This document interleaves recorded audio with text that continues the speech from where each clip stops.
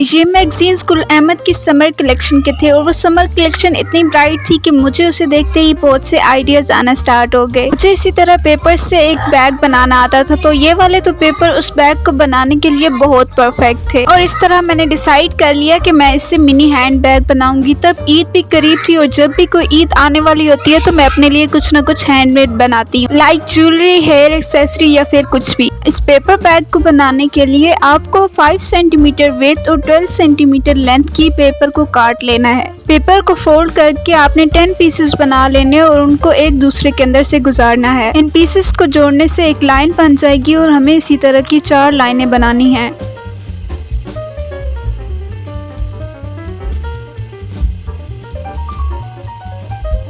उसके बाद आपने एक पेपर से लंबी लंबी स्ट्रिप्स निकाल लेनी है और आपको ये जो बॉक्सेस नजर आ रहे हैं इनमें से हर एक बॉक्स को छोड़कर दूसरे बॉक्स में से स्ट्रिप को गुजारना है। इन लाइंस को एक दूसरे से ज्वाइन करने के लिए हम इनमें से पेपर स्ट्रिप को गुजार रहे हैं। आपने इन पेपर स्ट्रिप को 1 बाय 1 इन सारी लाइंस में से गुजारना है। स्टार्ट में ये प्रोसेस थोड़ा मुश्किल लगा था, लेकिन बाद में ये बहुत ही इंटरेस्टिंग लगा। अगर आप कभी भी बोर फील कर रहे हो या फिर आप अपने फ्री टाइम में से ट्राई करेंगे तो आपको ये बहुत ही इंटरेस्टिंग लगेगा। पेपर स्ट्रिप के दोनों एंड्स को ज्वाइन करने के लिए मैंने व्हाइट ग्लू का यूज किया। एक्स्ट्रा सिक्योर करने के लिए मैंने एक सुई में धागा डालकर इसे जिग-जैग पैटर्न में गुजारा। तो ये स्टेप टोटली ऑप्शनल है। अगर आपको सुई और धागे का यूज ना पता हो तो आप बिल्कुल इस स्टेप को छोड़ सकते हैं, क्योंकि हम पेपर स्ट्रिप से इसे पहले ही सिक्योर कर चुके थे। तो इस सारे प्रोसेस को फॉलो करते हुए आपको 4 लाइनें फ्रंट के लिए और 4 लाइनें बैक के लिए चाहिए, लेकिन एक्स्ट्रा 3 लाइन्स चाहिए जो कि हम आगे की तरफ फोल्ड करेंगे। फ्रंट और बैक के बाद हमें इसकी विड्थ को ऐड करने के लिए 26 पीसेस की 2 लाइंस बनानी है, 26 पीसेस ईच लाइन। इसके हैंडल को बनाने के लिए हमें 15 पीसेस की एक लाइन बनानी है। इन सारे पीसेस को जोड़ने के लिए मैंने धागे का इस्तेमाल किया, लेकिन आपको ग्लू का इस्तेमाल करके भी दिखाया। आप चाहे तो ग्लू का भी इस्तेमाल कर सकते हैं। सेम इसी तरह से आपने हैंडल को भी अटैच करना है। चाहे तो आप ग्लू को यूज करें, चाहे तो आप धागे का इस्तेमाल करें। जहाँ पर इस बैग को मैंने बंद करना था वहाँ पर मैंने बड़े साइज के टिच बटन्स लगाए हैं। आप चाहें तो वेलक्रो भी यूज कर सकते हैं। वैसे तो मेरी मैथ बहुत वीक है, लेकिन फिर भी मेरी कैलकुलेशंस के अकॉर्डिंग आपको 177 पीसेस चाहिए इस बैग को बनाने के लिए। तो कल क्या बनाऊंगी कल बताऊंगी।